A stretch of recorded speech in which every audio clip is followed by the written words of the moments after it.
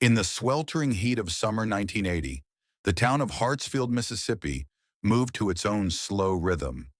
Dusty roads, magnolia trees, and quiet codes of silence. Malik Turner, the town's first and only black police officer, wore badge number 146 with pride. Calm, disciplined, and fiercely intelligent, Malik believed in the idea of justice even when the system around him cracked under the weight of racism, politics, and legacy. He had earned his stripes through discipline, integrity, and a deep empathy that often put him at odds with more brutal colleagues. But one July night, the illusion shattered. Responding to a disturbance call behind a bar on the edge of town, Malik discovered 24-year-old Emily Carter, dazed, bruised, and barely able to speak, and Chad Whitmore, the intoxicated son of the town's powerful mayor. Chad was belligerent. Emily trembled. Malik did what he had been trained to do. He arrested Chad on the spot. That one act would ruin his life. The department pressured him to let Chad go. The mayor sent intermediaries. Colleagues warned him quietly to rethink the arrest. Malik refused. Within a week, Emily withdrew her statement. Gossip spread. And then, the unthinkable. Malik himself was accused of assaulting Emily. The story was twisted, that he had found her alone and taken advantage. No physical evidence, no timeline, just testimony and pressure. Internal affairs moved fast. His badge was suspended. His landlord received threats. Even his own family was followed. In court, a young public defender named Jamie Delgado uncovered inconsistencies, and Emily, under tearful cross-examination, admitted to being coerced. Malik was acquitted. The courtroom was silent, but justice didn't feel like freedom. 3 weeks later, Malik was ambushed outside a grocery store. Chad, now emboldened, and two masked men beat him with steel pipes. Malik fought back. He broke one of Chad's ribs and shattered his jaw in self-defense. The headline read, "Ex-cop assaults mayor's son." Charges followed immediately.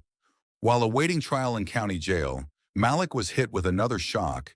He was linked to an unsolved homicide. A homeless man had been found strangled.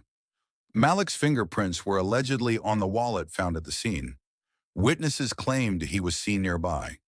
The investigation reeked of orchestration, but no one cared. The town had made up its mind. He was sentenced to life. He entered prison in October 1981. He would not leave until 2001. The Burned Bible, 1983. Malik's first years behind bars were a storm of chaos, isolation, and psychological warfare.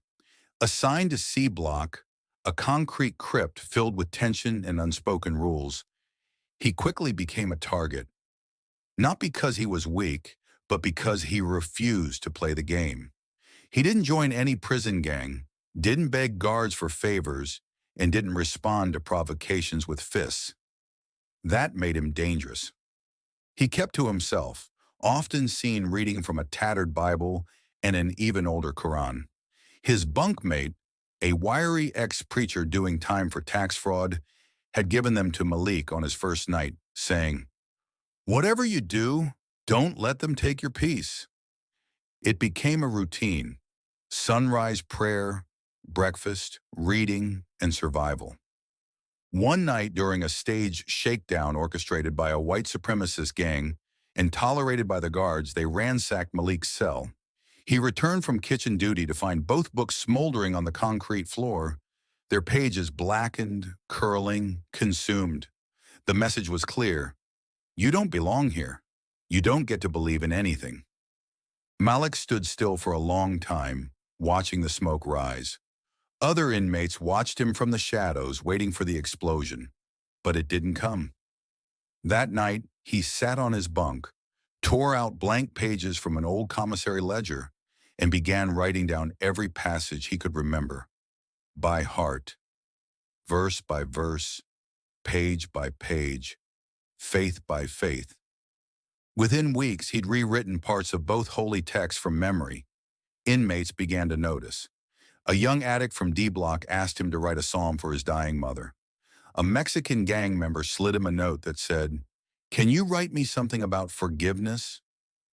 Malik didn't preach. He simply wrote, quietly, consistently, and slowly, in a place designed to dehumanize. He reminded men that their souls still mattered. The Riot Whisper, 1985. By 1985, Malik had earned a quiet kind of respect in C Block. He wasn't feared. He was left alone. In prison, that was the highest form of peace a man could hope for. But that peace shattered one August morning during what inmates would later call the Whisper Riot. And Malik, against every instinct for self-preservation, walked straight into the middle of it. It began in the chow hall. A new shipment of meat came in spoiled. Again. The kitchen crew, made up mostly of Black and Latino inmates, refused to serve it. The guards didn't care. When they pushed back, an inmate named Rico was thrown against a prep table and hit his head, falling unconscious. Someone screamed. A tray flew. Then another. The room erupted. By the time sirens wailed and gates slammed shut, it had spread to 3 cell blocks. Malik wasn't on duty that morning, but as he watched from the library window, he could see it unraveling. Men slamming fists against steel, fires starting in trash cans, guards retreating, doors locking in the wrong order.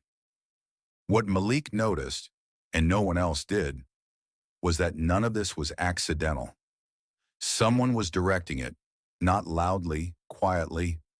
A lifer named Benny Blue McCall was moving between groups like a ghost, whispering orders, setting off sparks in just the right places.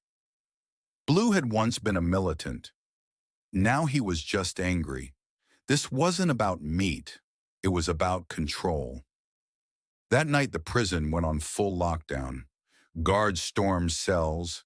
Beatings followed. Blue vanished. Solitary, rumor said.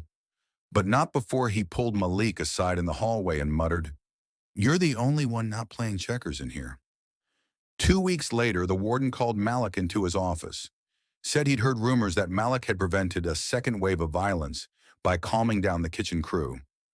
Asked if he wanted to transfer to a calmer unit. Malik refused. "You're wasting your time," the warden said. Malik only replied, "So are you." Malik never told anyone what Blue had asked him just before the guards took him away.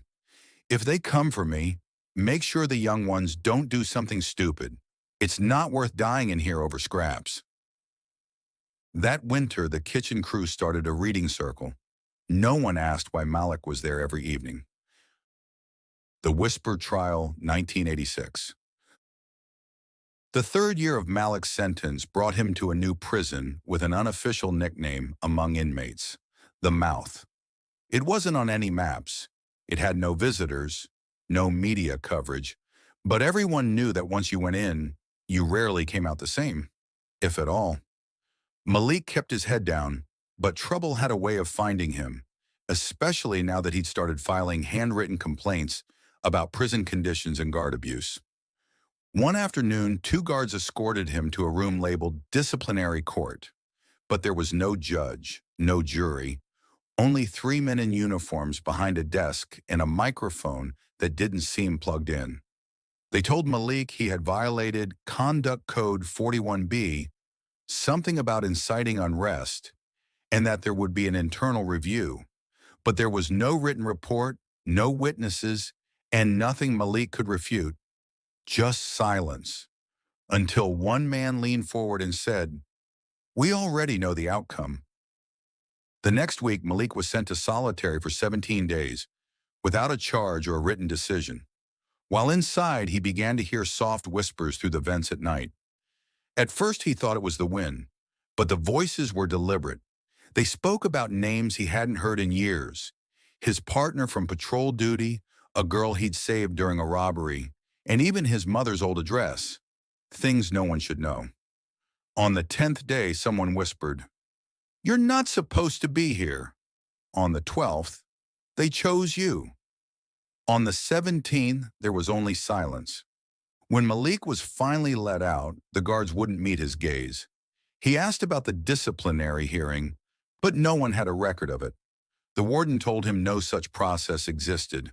Cellmates said he was never listed in solitary at all. His name had been removed from rotation for over 2 weeks. And the room he swore he was kept in? Boarded up years ago. When Malik tried to find it again, the hallway ended in a brick wall. From that point on, Malik kept a small journal hidden in the spine of a Bible, documenting everything, not just the strange occurrences, but the feeling that some part of the prison was watching him and selecting him for something. No matter how much he tried to deny it, a part of him wondered, was the trial ever real, or was it just the beginning of something he hadn't yet understood? The Second Cell, 1987. After a facility-wide lockdown caused by a failed escape attempt, Malik was abruptly reassigned to a different cell, one that had been unoccupied for nearly a year. The guards called it the Second Cell in hushed tones, though officially it had no designation. The door creaked when opened, revealing a small, dimly lit space. The walls were covered in old pencil scratches. Not graffiti, not words, but neat tally marks, hundreds of them. Above the bed, etched deeper than the rest, was a single name, Elias. When Malik asked about the previous occupant, guards avoided eye contact. "No record of that name," one mumbled. Another just said, "Don't worry, you won't be here long." That night, as Malik lay on the creaky mattress, he heard a soft tap, tap, tap coming from the wall behind his head. 3 knocks, always 3. The sound was rhythmic, too precise to be pipes or settling bricks. He knocked back once, jokingly, and the wall answered, tap, tap, tap.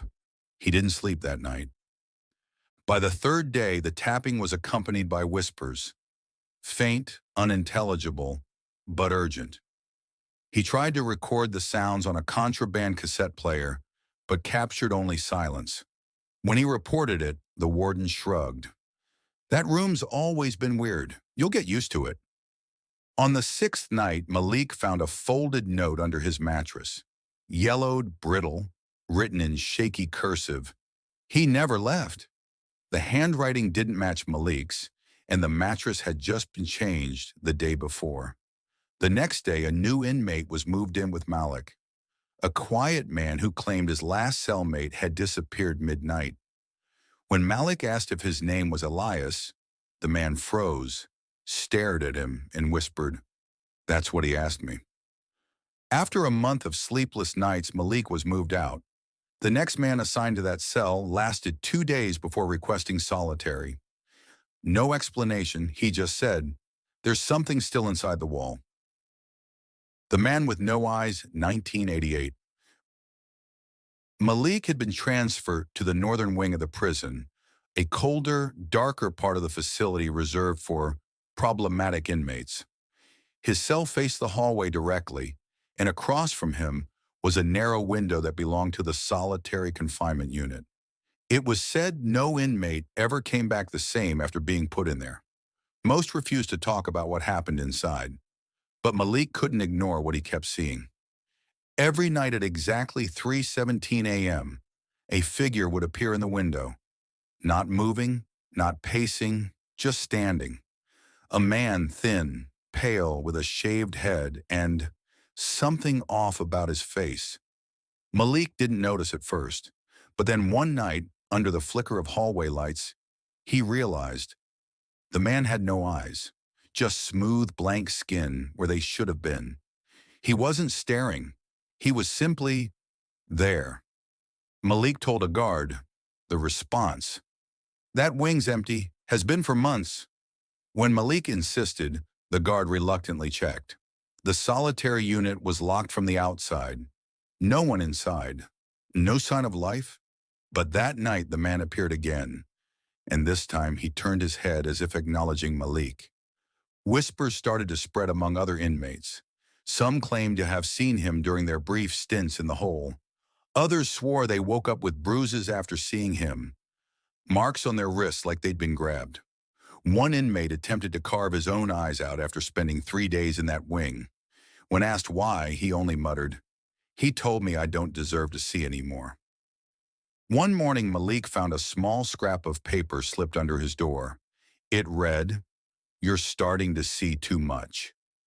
That same night, the window was bricked over. No explanation, no records, as if it had never existed. But Malik knew what he'd seen, and more importantly, he knew it had seen him too. The Old Guard, 1995. In 1995, Malik quietly mentored a veteran prison guard named Howard, who had begun to unravel from years of alcohol abuse. Despite the obvious risks, Malik never judged him. He simply listened. Over weeks, their conversations turned from casual to deeply confessional. One night after a long shift, Howard returned to Malik's cell and admitted something terrifying. He had once handled evidence in Malik's case, and it had been tampered with before trial. There was a witness statement that never made it to court, and a piece of physical evidence had been replaced entirely. Howard wanted to make it right, but by morning he had transferred out of the unit and was never seen again. Malik never found out if the confession had been shared with anyone, but from that day on, a part of him felt seen, and for the first time, maybe believed. The Appeal That Never Happened, 1996. In 1996, new breakthroughs in DNA analysis started reshaping justice. Malik, who had been quietly studying legal books for years, filed for retesting of the evidence used against him. His requests were denied over and over, citing procedural errors and lost records. He wrote letters to lawyers, advocacy groups, even strangers. Then one day, something shifted. A new appeal was filed with the court. It cited the exact DNA irregularities Malik had identified, but the author was anonymous. The motion moved swiftly, gaining attention. Malik never learned who filed it, but deep down he suspected someone on the inside had finally read his words and acted. The Boy and the Saxophone, 1999. In 1999, during weekly free hours, Malik discovered a broken saxophone discarded near the chapel. He repaired it using tape, wire, and patience. A teenager named Devante, newly incarcerated and filled with rage, was drawn to the sound. Malik offered to teach him. Their lessons were informal, full of rhythm, hope, and silence. Devante began to trust him, not with words but with melody. When Devante was released in 2000, Malik gave him a final note: "Play louder than the past." In 2001, on national television, Devante performed at a youth jazz showcase and thanked Malik Turner by name. The prison chapel watched in silence as the note rang clear on the broadcast. For a few seconds, Malik's name escaped the walls that had buried him. The Unsealing, 2001. In 2001, Malik's name finally appeared on a short internal list marked Review Eligible. Buried in a forgotten archive, the original wallet from the crime scene had been retested. No fingerprints. No DNA. A former witness retracted their statement, citing pressure from an investigator. Within weeks, Malik was released without ceremony. He received no compensation, no apology. No press cameras met him at the gate. He walked out in borrowed clothes and took a deep breath. For the world, it was Tuesday. For Malik, it was the first breath of a life that had been stolen and quietly returned. Malik returned to Hartsfield with nothing but a box of letters, a worn jacket, and a half-finished notebook. The town had changed, or pretended to. Chad Whitmore was now a state senator. His face was on billboards. His voice filled radios. Malik, older now, grayer, tracked him down and confronted him, not with rage but with truth. Chad, shaken, offered a hollow apology. Malik didn't need it, but the world did. 2 months later, Malik collapsed at a bus stop. Diagnosis: organ failure, source unknown. The poison worked slowly. He spent his final months vomiting blood, losing his eyesight, and dictating letters to a former inmate who visited weekly. When he passed, he weighed just 98 pounds. But Malik's story didn't end there. His journal, The Red Notebook, was published in 2003. It sparked congressional hearings. His case was cited in reforms across 5 states. And though his name was never fully cleared in the minds of those who buried him, his truth echoed louder than the lies.